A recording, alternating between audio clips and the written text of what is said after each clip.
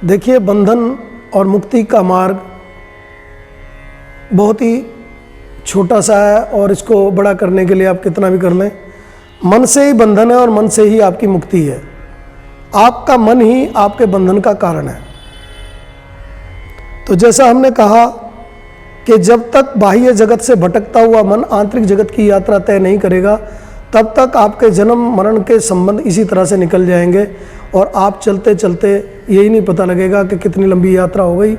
और कितनी और करनी है। तो जन्म से मरण का अगर बंधन आपको काटना है और इसी जीवन में रहते हुए आनंद पाना है, तो उसे अंतर्मुखी करने का प्रयास करना चाहिए। वो भी जबरदस्ती पूर्वक नहीं, उसको उस आनंद स्वरूप में हम प्राप्त करें जहाँ से उसे बहुत आराम से पकड़ा जा सकता है। मन के लिए मैं आपको, अब आपने विषय ऐसा छेड़ दिया तो कुछ थोड़ी सी बातें जो गुप्त रहस्य की वो बताना चाहूँगा। कुंडलिनी शक्ति आपकी मूलाधार में निवास करती है और जब कुंडलिनी शक्ति जागृत होती है तो वो सबसे पहले प्राणों का स्तंभन करती है और प्राणों के अधीन मन है। आपके 5 प्राणों के द्वारा ही आप उस मन को पकड़ सकते हैं, वरना नहीं कोई इस दुनिया की ताकत नहीं है जो उस मन को पकड़ सके। और जब कुंडलिनी शक्ति जागृत होती है तो सबसे पहले वो जो आपकी प्राण शक्ति है उस पर आखेट करती है। अर्थात जैसे आपके पंचकोशीय शरीर के बारे में आपने सुना होगा, आनंदमय कोश, विज्ञानमय कोश और प्राणमय कोश और आपका अन्नमय कोश, इस प्रकार से जो एक कोशों की यात्रा है उसमें वो प्राणमय कोश पर आखेट करती है और आगे और पीछे के कोशों को भी स्तंभित कर देती है, जिसके कारण आपका मन बिल्कुल स्तंभित हो जाता है और परम आनंद की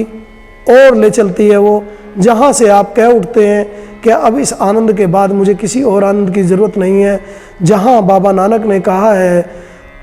नाम खुमारी नानका चढ़ी रहे दिन रैन। जब उस नाम खुमारी को आप जानेंगे, वो नाम वहीं स्वतः उत्पन्न होता है, स्वतः ही चलने वाला नाम है, जहाँ उसका अजप अजाप अपने आप स्वतः होता हुआ होता है, अपने आप में रम जाता है वो, और जीव अपने आप उस स्तंभन में जो नित्य हमारे शरीर में चल रहा है, जो स्पंदन है, जिस स्पंदन के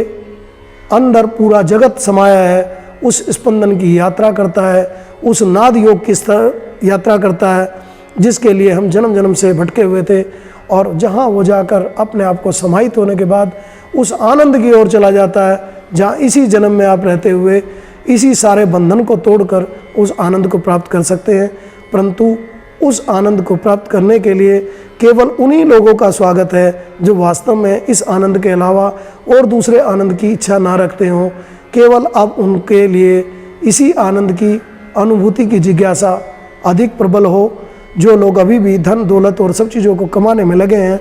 उनके लिए प्रयास यही है कि अभी पहले उसी में लगे रहें, और अगर बाय द वे फिर भी आना चाहते हैं तो आत्मदर्शन क्रिया में आए, धीरे धीरे करके आप आगे की ओर बढ़ें और अपने आप का मार्ग प्रशस्त करें। इसी में आपका इतना विवेक जागृत हो जाएगा उस आत्मदर्शन क्रिया में कि आप जो कार्य ठीक से नहीं कर पा रहे थे, उन कार्यों को आप सुचारू रूप से कर पाएंगे। जो आपकी बहुत सारी भ्रांतियां जो आपके दिमाग में चलता रहता था, उनसे आपका मन शांत होने लगेगा, और मन एकाग्रचित्त जब होने लगेगा तो आप उस कल्याण के मार्ग की ओर चल पड़ेंगे, और साथ में अपने आप का भी कल्याण करेंगे, औरों के कल्याण का मार्ग प्रशस्त करेंगे। धन दौलत में भी बढ़ोतरी होगी, और आपके बोलने में, आपके चालने में, आपके कार्यकलाप में, सभी चीज़ों में अपने आप एक अलग अनुभूति और एक दिव्यता आने लगेगी, जिसमें आप खुद स्वयं में कह बैठेंगे कि वास्तव में मैं अब आनंद स्वरूप हूँ, उस आनंद की ओर मैं बढ़ रहा हूँ। तो उस आनंद की ओर जाने के लिए इससे बढ़िया सदमार्ग नहीं हो सकता, क्योंकि जब आप जग जाते हैं तो आंतरिक जगत की यात्रा तय करने लगते हैं, आपका चित्त शांत होने लगता है, और जैसे चित्त शांत होगा वैसे ही आप अच्छे से अच्छे कार्यों को करने के लिए सुचारू रूप से काम कर पाएंगे, बढ़िया से काम कर पाएंगे। यदि आप नौकरी में तो नौकरी में अच्छे से काम करेंगे, व्यापार में है तो व्यापार अच्छे से कर पाएंगे, क्योंकि उसको पूरी बुद्धिमता के साथ आप कार्य को कर पाते हैं। एक आपका फोकस हो जाता है। जैसे कहा कि कहीं गाड़ी भी चला रहा होता है कोई, तो उसको कहा जाता है तेरा ध्यान किधर है,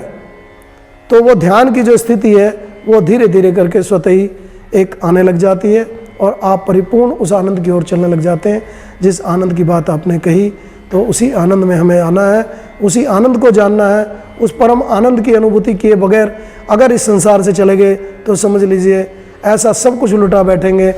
लगेगा कि हमने मतलब पाना कुछ और था, उस अमृत को पाने की बजाय हम केवल पानी को पीकर चले आए, या इस संसार में राख के हीरे के बदले राख लेकर चले आए या कांच लेकर चले आए। इसलिए इसी जीवन में रहते हुए हमें जागना है और उस परम आनंद को पाना है। उस परम आनंद में आने के लिए आपको अखंड महायोग की ओर आना चाहिए। उसके लिए हम आपका हार्दिक अभिनंदन करते हैं। आइए हम सब मिलकर उस परम तत्व को जानें, उस परम मार्ग को जानें, जहाँ ज्योत से ज्योत जलाने के बाद, शक्तिपात दीक्षा के बाद वो स्वतः ही अपने आप जागृत होता है और वो आनंद अपने आप में ही अपने आप में समाहित हो जाता है। हरिओम तत्सत, हरिओम तत्सत।